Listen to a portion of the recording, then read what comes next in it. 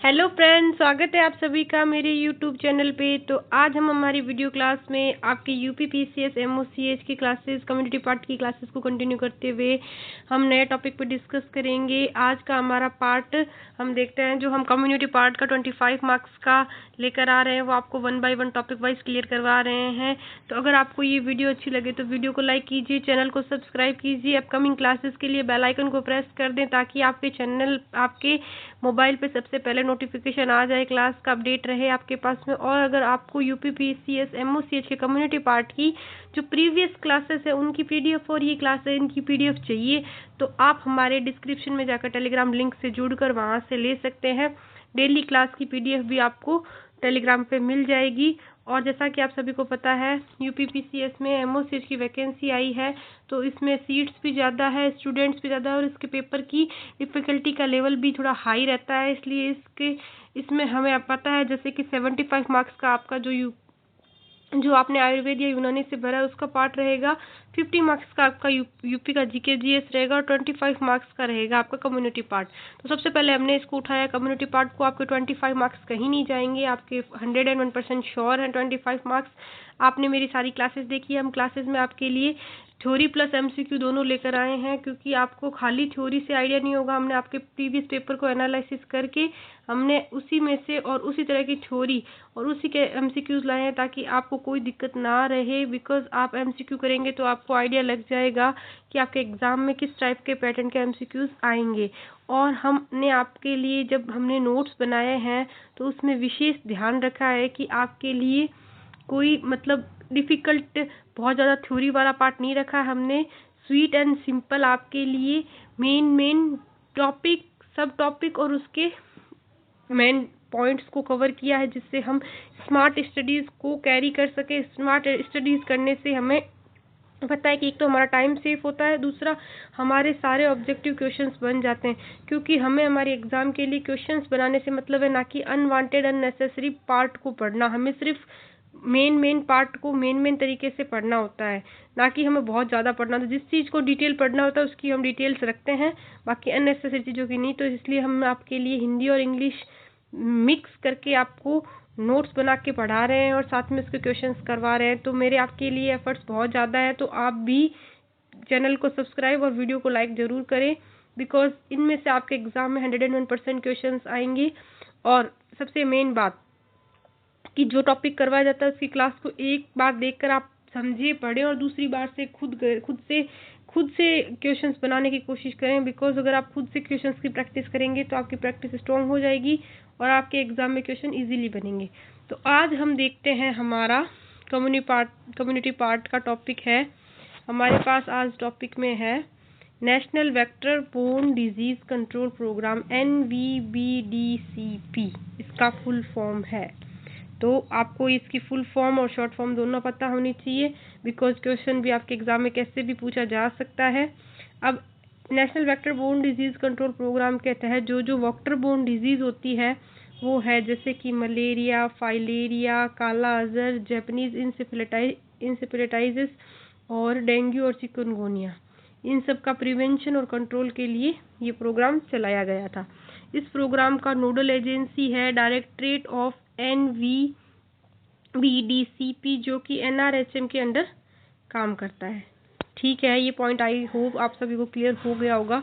अब हम नेक्स्ट देखते हैं सेंटर का रोल इसके अंदर क्या आता है। तो पॉलिसी मेकिंग का, प्लानिंग का, टेक्निकल गाइडेंस, मॉनिटरिंग और इवैल्यूएशन का। अब स्टेट का क्या रोल आता है, प्लानिंग का, इम्प्लीमेंटेशन का और सुपरविजन का। ये स्टेट का रोल है इस प्रोग्राम में और ये है सेंटर का रोल। ठीक है, वेक्टर बोर्न डिजीज इंडिया में मेजर पब्लिक हेल्थ प्रॉब्लम है। इनकी transmission vector density, water population, migration and social economic factors पर डिपेंड करता है। ठीक है, अब आपको सभी को पता है कि जो वेक्टर बोर्न डिजीज है वो किसी के थ्रू होती है, जैसे कि भाई वाटर का कलेक्शन हुआ, ट्रांसमिशन भी किसी वेक्टर के थ्रू, जैसे किसी मच्छर के काटने से हुआ। तो ये सारी प्रॉब्लम्स हैं जो माइग्रेशन से सोशल इकोनॉमिकल फैक्टर्स पे भी सभी डिपेंड करती है। अब हम देखते हैं transmission of vector borne diseases का। अब हम देखते हैं, सबसे पहले ट्रांसमिशन है वेक्टर बोर्न डिजीज का। तो malaria, dengue, chikungunya, Japanese encephalitis, filariasis, ये सारे हैं, ये तो मॉस्किटो से स्प्रेड होते हैं। और जो काला अजहर है वो सैंड फ्लाई से स्प्रेड होता है। डिजीज ट्रांसमिशन डिपेंड करता है मैन वेक्टर कांटेक्ट पे, मॉस्किटो ब्रीडिंग पे और क्लीन पॉल्यूटेड वाटर कलेक्शन पे। ठीक है, आप सभी को पता है जैसे कि ट्रांसमिशन होता है तो मेनली तो होता है वेक्टर का, कोई भी मच्छर है जो इंसान के कांटेक्ट में आएगा तभी होगा उसे मलेरिया।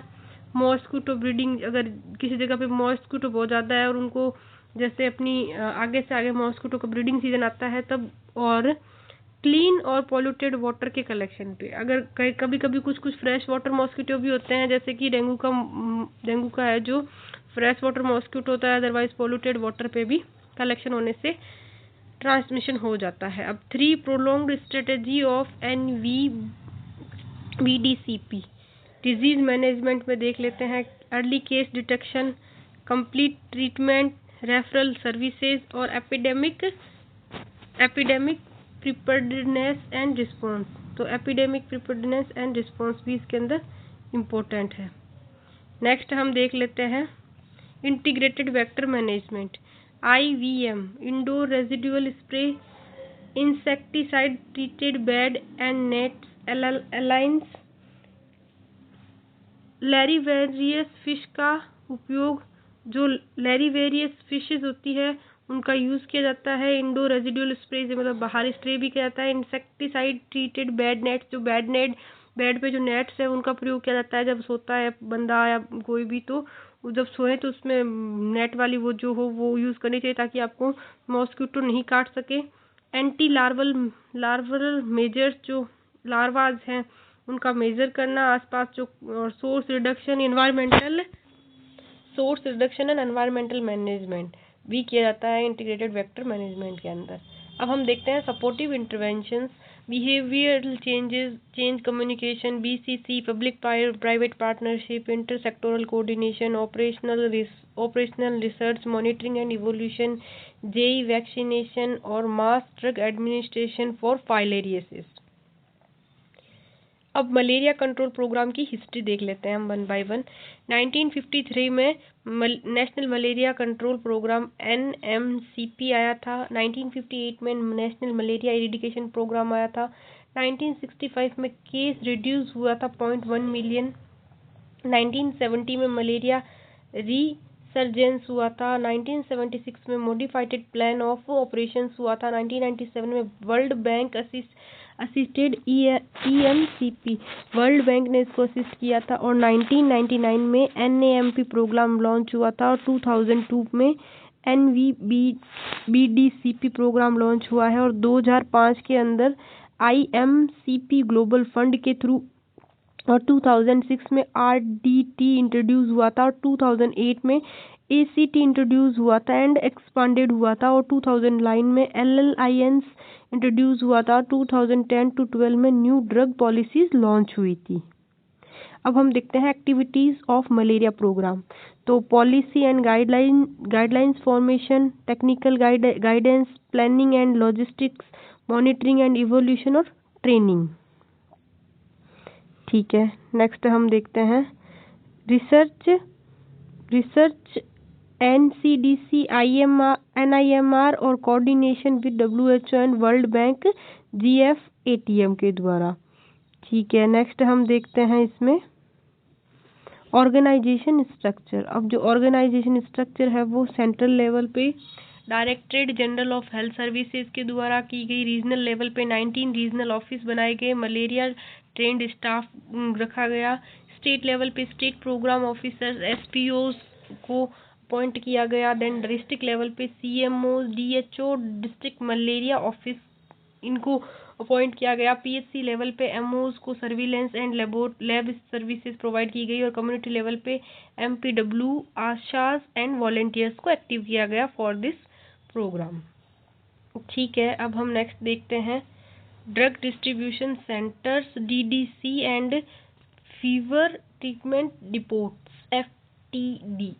तो DDC जो सिर्फ एंटी मलेरियल ड्रग डिस्ट्रीब्यूट करते हैं उनके लिए है। FTD blood slide collection plus drug distribution है और कम्युनिटी वॉलेंटियर्स द्वारा चलाए जाते हैं। अब अर्बन मलेरिया स्कीम आई थी 1971 में। इसका एम था अर्बन एरियाज में मलेरिया ट्रांसमिशन को कंट्रोल करना। मेथड था anti larval measure plus drug treatment. अब अर्बन मलेरिया के फैक्ट देख लेते हैं। 7.4 cases and 10.9% death urban area से, और major cities Chennai, Kolkata, Mumbai, Ahmedabad etcetera. अब देखते हैं ब्रीडिंग साइट्स जैसे water tanks, coolers, tyres, flower pots और कंस्ट्रक्शन साइट्स। माइग्रेंट लेबर से केसेस इंक्रीज होते हैं। कंट्रोल मेजर्स में देखते हैं civic bylaws enforcement, source reduction, larvivorous fish use की गई, लर्विसाइडस जहां फिश पॉसिबल नहीं है। ठीक है। यूएमसीज में 131 टाउन्स को किया गया टारगेट और अर्बन मलेरिया स्कीम के अंदर, और 19 स्टेट्स और यूनियन टेरिटरीज को जिसमें 116 मिलियन पॉपुलेशन कवर हुई। Strategic action plan for malaria control. अब स्ट्रेटेजिक एक्शन प्लान 2012 टू 2017 तक चला। इसका विजन देख लेते हैं हम।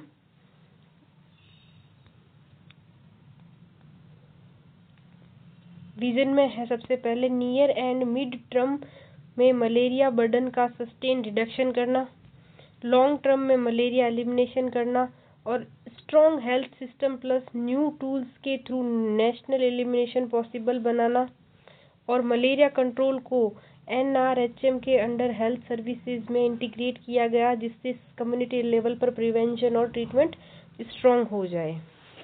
अब service policy, service delivery approach, entry level facilities जैसे CHC, PSC सब सेंटर को सब पे टारगेट किया गया। कम्युनिटी लेवल जैसे आशा वॉलंटियर्स को भी मलेरिया से अवेयर करवाया गया कि कैसे ये सपोर्ट कर सकते हैं। और अदर सपोर्ट सिस्टम में NGOs, private sector, district and regional hospitals को भी इन्वॉल्व किया गया। इससे मलेरिया सर्विसेज लोगों के क्लोज अवेलेबल हो जाती थी। अब ऑब्जेक्टिव्स देख लेते हैं। जो API है वो ग्रेटर देन 1 पर 1000 पॉपुलेशन अचीव करना था। नेशनल गोल्स था 2012 टू 2017 पर ऑल फीवर केसेस की स्क्रीनिंग 60% माइक्रोस्कोपी से और 40% RDT से। ट्रीटमेंट था इसमें P.falciparum फुल ACT प्लस परमिक्विन, और P-Vivax के लिए 3 दिन क्लोरोक्विन प्लस 14 डेज परमाक्विन। ये ड्रग के नेम है, ये दिए जाते थे इसके ट्रीटमेंट में। हेल्थ इंस्टीट्यूशन को इक्विपमेंट करना, microscopy plus RDT, injectable artemisinin emergency के लिए, और सीवियर मलेरिया का मैनेजमेंट डिस्ट्रिक्ट और सब डिस्ट्रिक्ट हॉस्पिटल को IPHS के अकॉर्डिंग स्ट्रेंथन करना। आउटकम्स देख लेते हैं इंडिकेटर्स इसके। बाय 2017 से 80% मलेरिया पेशेंट को 24 आवर्स के अंदर correct treatment, 80% high risk population को IRS, ITN और LLIN से प्रोटेक्शन करना, हाई रिस्क एरियाज में ABER greater than 10% population annually serve होने लगी। अब इम्पैक्ट इंडिकेटर्स देख लेते हैं। नेशनल लेवल पर मलेरिया इंसिडेंस ग्रेटर देन 1/1000 था और 50% रिडक्शन इन मलेरिया डेथ 2010 से बेस लाइन पे थी। API based category of state. अब स्टेट में API बेस्ड कैटेगरीज देख लेते हैं। State API is greater than 1, all district API is greater than 1 category 1 के अंदर। अब कैटेगरी 2 के अंदर देख लेते हैं। स्टेट API ग्रेटर देन 1 और लेकिन कुछ डिस्ट्रिक्ट में लेस देन 1 भी थी API। अब कैटेगरी 3 में देख लेते हैं। स्टेट में API less than 1। Broad strategies देख लेते हैं। WHO zero aligned programme planning and management reforms, surveillance और मॉनिटरिंग स्ट्रेंथन करना, ITN and LLIN coverage scale up करना, हाई रिस्क ग्रुप्स पर फोकस करना और P-Vivax को कंट्रोल करना, स्केल अप करना। ACT, RDT, IVM और LLIN का कंटिन्यूड यूज प्लान में इंट्रोड्यूस करना। अब देखते हैं प्री एलिमिनेशन के लिए categorised strategies. Low endemic areas जिसमें रिड्यूस इंसिडेंस को सस्टेन करना, हाई एंडेमिक एरियाज में मलेरिया इंसिडेंस को रैपिडली रिड्यूस करना। गोल था इसका कंट्री को pre elimination state API greater than 1 में लाना।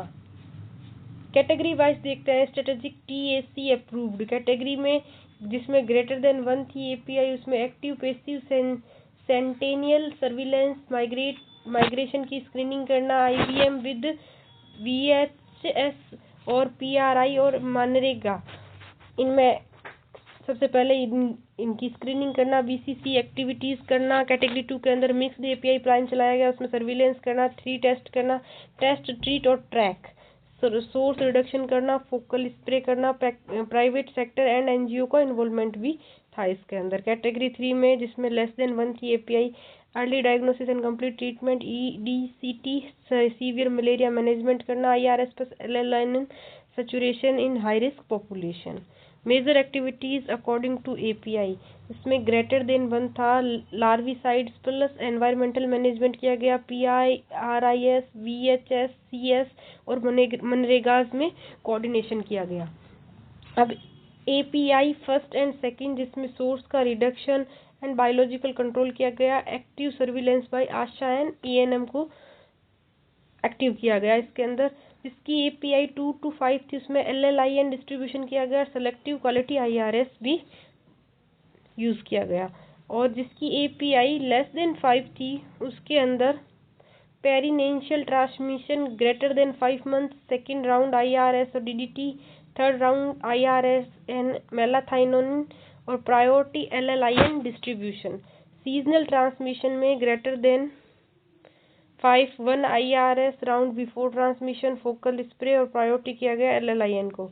अब इम्पोर्टेंट पॉइंट्स देख लेते हैं। जो स्टेट 3 कॉन्जुगेटिव ईयर्स जिनकी एपीआई ग्रेटर देन 1 रिपोर्ट करते हैं, उनमें मलेरिया को नोटिफाइबल डिजीज डिक्लेयर करने की प्रोसेस शॉर्ट होती है।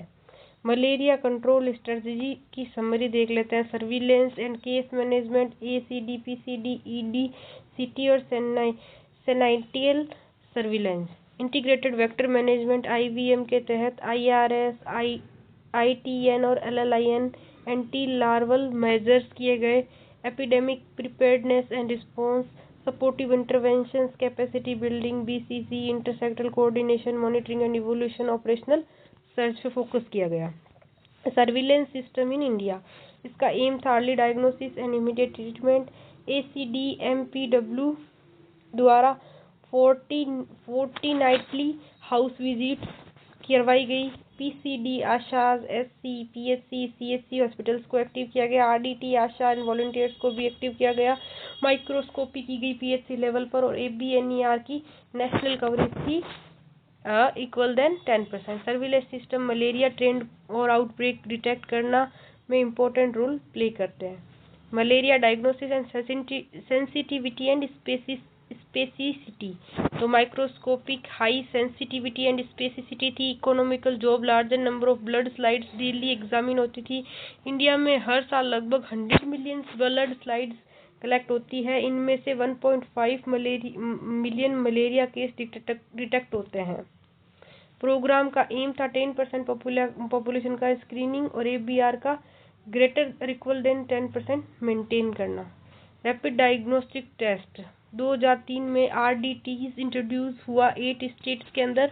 वर्ल्ड बैंक और ईएमसीपी ने मिलकर किया। 2012 में बाईवेलेंट आरडीटीज पीवाईवैक्स प्लस फैल्सीपैरम का यूज़ किया गया। Remote, tribal and unaccessible area में आरडीटी मेथड ऑफ चॉइस रखा गया। आशा एंड कम्युनिटी वॉलंटियर्स को ट्रेन किया गया, यूज़ किया गया आरडीटीज को। प्राइवेट प्रोवाइडर्स को भी आरडीटी सप्लाई डेटा रिपोर्टिंग के बदले। अब vector control and protection measure, adult mosquito controls, indoor residual sprays का यूज़ किया गया। एंटीवायरल मेजर्स जैसे chemical larvicides, biological larvivorous fish and environmental management किया गया। पर्सनल प्रोटेक्शन के लिए बेड नेट्स प्रोवाइड करवाई गई। Insecticide treated nets, long lasting insecticidal nets का यूज़ किया गया। रूरल एरियाज में आईआरएस प्राइमरी मेथड था। अर्बन एरियाज में एंटी लार्वल मेजर था। फ्यूचर प्लान में लिंस एंड स्कैलप जहां आईआरएस फेसिबल नहीं है। High risk areas and populations, micro stratification का use, district VBDC staff, local surveillance data, community habits and attitudes and vector control experience. High risk areas का annual redefinition, इसका गोल था greater than 80% population का coverage IRS bye और LLNIS। अब IRS priority criteria था। IRS जो priority criteria दिया जाता था जिनकी API ग्रेटर देन 5 थी और ABER ग्रेटर देन 10% था। SPER ग्रेटर देन 5% अगर ABER less than 10%। PF proportions था जिनका ग्रेटर देन 50% था। ड्रग रेजिस्टेंस फोकी था। Migration and peri cantonment area था और एपिडेमिक सिचुएशंस थी। एंटामोलॉजिकल एंड इकोलॉजिकल फैक्टर्स था। आप सभी ने एक चीज़ तो इस वीडियो में काफ़ी देखी होगी API टर्म्स, बट इसकी फुल फॉर्म मैंने नहीं बताई है तो मैं अभी आपको बता देती हूँ। API की फुल फॉर्म होती है एनुअल पैरासाइट इंसिडेंस। तो उसी का हम देख रहे थे अभी कि ग्रेटर देन 1, लेस देन 1 या फिर इक्वल टू 1 है इंसिडेंस। ठीक है, एनुअल पैरासाइट इंसिडेंसेस की full form. Village unit of interventions, कभी कभी सब सेंटर पे भी इंटरवेंशंस किए जाते हैं। तो अभी तक हमने जो पढ़ा आई होप आपको अच्छे से क्लियर हो गया होगा। अब इसमें जो जो भी शॉर्ट फॉर्म है उनके बारे में मैं बता देती हूँ, आई होप आपको क्लियर हो जाए। तो LLINS का मतलब है लॉन्ग लास्टिंग इंसेक्टिसाइडल नेट्स। ठीक है, ये लॉन्ग लास्टिंग इंसेक्टिसाइडल नेट्स है, इसके बारे में बताया गया है।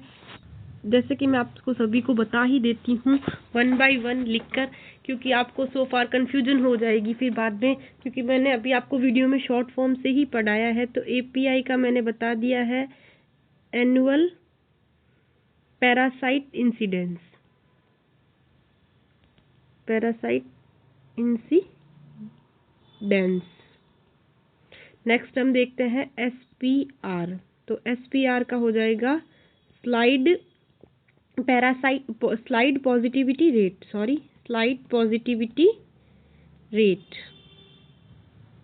नेक्स्ट देखते हैं हम, हमारे पास थी एक टर्म ABER, तो उसका फुल फॉर्म होगा annual blood examination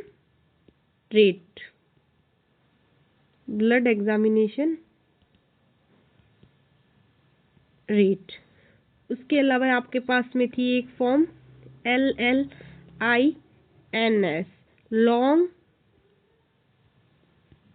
long lasting insecticidal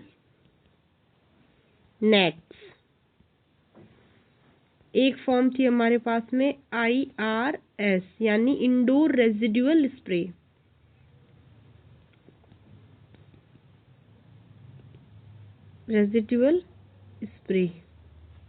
उसके अलावा हमारे पास में एक फॉर्म थी RDT यानी रैपिड डायग्नोस्टिक टेस्ट। उसके अलावा हमारे पास में थी PF तो प्लाज्मोडियम फैल्सीपेरम, PV तो प्लाज्मोडियम वाइवेक्स। ये सारी हमारे पास में टर्म आई थी। तो सो फार हमने 1 बाय 1 इनको क्लियर कर लिया। तो अभी तक जो मैंने पढ़ाया आपको तो कोई दिक्कत नहीं आई होगी आपको। और ये देख लीजिए, जैसे हमने SPR के लिए देखा था तो ग्रेटर देन 5%, ABER, तो इन सब की मैंने फुल फॉर्म आपको बता दी है, तो आप अच्छे से कोरिलेट करके पढ़ सकते हैं। अब हम मूव करते हैं हमारे नेक्स्ट टॉपिक पे, जहाँ पे हमने अभी इंटीग्रेटेड वेक्टर मैनेजमेंट पे हम मूव करते हैं। IVM का एम था biological plus chemical environmental measures का ऑप्टिमल यूज़ करना, कम्युनिकेटिव पार्टिसिपेशन करना, इंटर सेक्टोरल कोलेब्रेशन करना। सेम वेक्टर कंट्रोल मेथड के अंदर रूरल मलेरिया प्लस कालाजार और अर्बन मलेरिया प्रोग्राम में डेंगू को ऐड किया गया। और सेफ इंसेक्टिसाइडल यूज़ का और रजिस्टरिंग मॉनिटरिंग भी किया गया। Coverage under vector control programme, अब देख लीजिए इसके अंदर कवरेज किया गया है एनुअल पैरासाइट इंसिडेंस जिसका ग्रेटर देन 5 हो। पॉपुलेशन में 69 मिलियंस थे जिनको LLINC long lasting net insecticidal nets का यूज़ किया, जिनकी API यानी एनुअल पैरासाइट रेट 2 to 5 थी। तो insecticidal treatment conventional nets provide किया गया। वेरी हॉट एरियाज जो लो ITN वाले थे, एक्सेप्टेबिलिटी IRS प्रीफर्ड थे। अब IRS की फुल फॉर्म आपको पता है इंडोर रेजिडुअल स्प्रे, और equals to 80 million population currently IRS covered, ठीक है, इंडोर रेजिडुअल स्प्रे के थ्रू कवर्ड है। इंसेक्टिसाइडल यूज का DDT मोस्ट कॉमन यूज किया गया। रेजिस्टेंट एरिया मेलाथोइन और सिंथेटिक पैराथायरॉइड्स को भी यूज किया गया। स्प्रे राउंड्स DDT एंड पायरीथायरॉइड्स का 2 राउंड दिए गए और मेलाथायोन के 3 राउंड्स में इंसेक्टिसाइडल को यूज किया गया। अब जो इंडोर रेजिडुअल स्प्रे हैं उनमें white wall marks, bad smell और रीप्लास्टरिंग ऑफ वॉल्स, IRS की जो एक्सेप्टेंसी लो बताएगी इन सभी कारणों की वजह से। मलेरिया सर्विलेंस के पैरामीटर्स देखते हैं। इम्पोर्टेंट इंडिकेटर्स जैसे API, अब देख लीजिए, वैसे मैंने बता दी, आपको यहाँ पे मैंने बाद में मेंशन भी कर दिया है। तो API की एनुअल पैरासाइटिस इंसिडेंस, ABNR की annual blood examination rate, AFI की एनुअल फैल्सीपेरम इंसिडेंस, SPR की स्लाइड पॉजिटिविटी रेट और SER की slide falciparum rate. Case management के बाद में no presumptive treatment, preserve drug policy 2013 followed, early diagnosis और complete treatment is equal to की।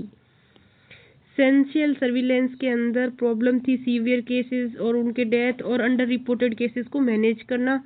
Solution के अंदर हाई एंडेमिक डिस्ट्रिक्ट जैसे 1 से 3 सेंशियल हॉस्पिटल, OPD प्लस IPD में मलेरिया के केसेस को देखना और मलेरिया रिलेटेड डेथ को रिकॉर्ड करना।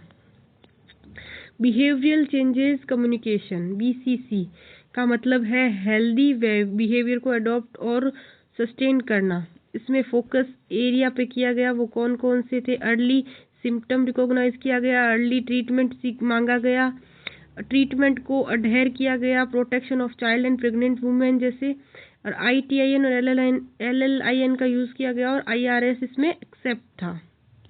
एंटी मलेरियल मंथ, अब जून में हर साल मॉनसून से पहले एंटी मलेरियल मंथ आता है। इसमें एक्टिविटीज़ की जाती है, अवेयरनेस कैंपेन चले जाते हैं, कम्युनिटी पार्टिसिपेशन होता है, एंटी सेक्टोरल कोऑर्डिनेशन होता है जिससे कि हम मलेरिया को काफ़ी हद तक प्रिवेंट कर पाएँ। Linkage with other health programmes जैसे IDSP, weekly fever alerts, early breakdown, early outbreak warning, others VBD and malaria plus dengue urban, malaria plus kala azar Jharkhand और मलेरिया प्लस फाइलेरिसिस उड़ीसा के अंदर ये चलाए गए। RCH प्रोग्राम्स को इन्वॉल्व किया गया। ANC क्लिनिक्स में प्रेग्नेंट वुमेन को LLINs डिस्ट्रीब्यूशन किया गया, यानी लॉन्ग लास्टिंग इंसेक्टिसाइडल नेट्स का डिस्ट्रीब्यूशन किया गया। अब मलेरिया एक्टोपाइस क्विक आइडिया, जिसमें फॉरेस्ट एंड ट्राइबल एरियाज के लिए एनी स्टेट्स जैसे उड़ीसा, झारखंड, छत्तीसगढ़ में IRS plus INT plus LLNs को प्रमोट किया गया। प्लेन्स इरिगेटेड एरियाज में, डेजर्ट में IRS plus anti larval measures को प्रमोट किया गया। एपिडेमिक प्रोन्स एरियाज में IRS और स्पेस स्प्रे को प्रमोट किया गया। और डेवलपमेंट प्रोजेक्ट्स में लेबर कैंपेन्स में पर्सनल प्रोटेक्शन स्क्रीनिंग और प्रोफाइलैक्सिस पे जोर दिया गया।